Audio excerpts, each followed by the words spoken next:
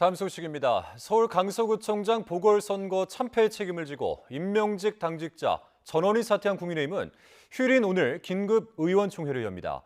당 쇄신안에 대한 의견을 수렴할 것으로 보이는데 새로운 당직자 인선은 이른바 친윤을 배제하고 수도권 인사 위주로 꾸려질 것으로 보입니다. 자, 관련 소식 국회 취재기자 연결해서 들어보겠습니다. 손효정 기자. 네, 국회입니다. 네. 자, 선거 참패 이후에 국민의힘 현재 내홍에 휩싸였는데요. 오늘 의원총회에서 어떤 논의가 이루어질까요? 네, 국민의힘은 오늘 오후 4시 국회에서 긴급 의원총회를 열고 강서구청장 선거 참패 수습 대책에 대해 당내 의견을 모을 예정입니다. 선거 결과를 놓고 지도부 책임론이 거세지는 상황에서 어제 이철규 사무총장을 비롯한 국민의힘 임명직 당직자 8명 전원이 사퇴했는데요. 선거 패배 이후 책임지는 사람이 없다는 지적이 잇따르자 핵심 당직자들의 교체로 수습에 나선 것으로 풀이됩니다. 이에 따라 오늘 의총에서는 새 당직자 인선이 논의될 전망입니다. 강서구청장 보궐선거 결과로 짙어진 수도권 위기론을 고려해 이른바 윤핵관으로 불리는 인사들을 배제하고 수도권에 기반을 두고 친윤 색채가 옅은 인사들을 전진 배치하는 이른바 통합형, 상평 인사를 단행할 거란 관측이 나옵니다.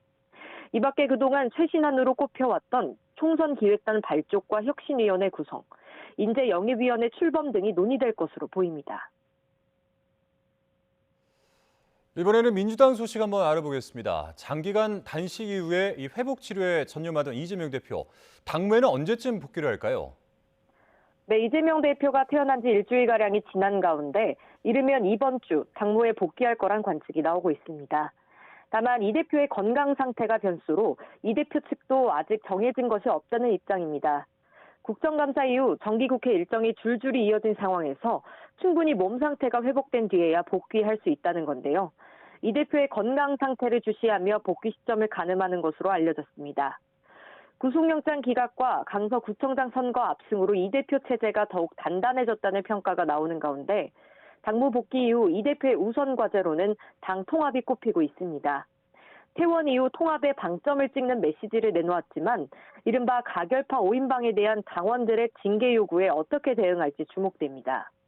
또 송갑석 전 최고위원의 사퇴로 공석인 지명직 최고위원 인선도 이뤄질 예정입니다.